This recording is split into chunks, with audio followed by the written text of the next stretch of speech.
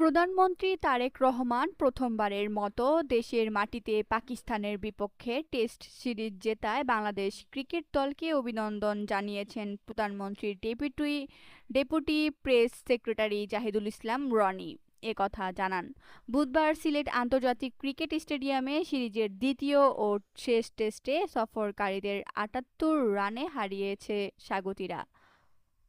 এর আগে মিরপুরে প্রথম টেস্টে ১০৪ রানে জিতেছিল বাংলাদেশ।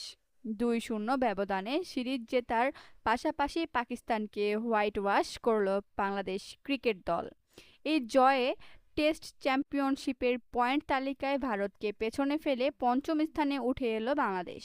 বাংলাদেশের অর্জন ৫৮.৩৩% পয়েন্ট।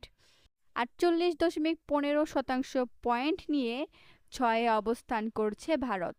আন্তর্জাতিক ক্রিকেটে বাংলাদেশের এমন সাফল্য অব্যাহত থাকবে এবং এই অর্জন তরুণ প্রজন্মকে খেলাধুলার প্রতি আরও অনুপ্রাণিত করবে বলে মনে করেন প্রধানমন্ত্রী তারেক রহমান।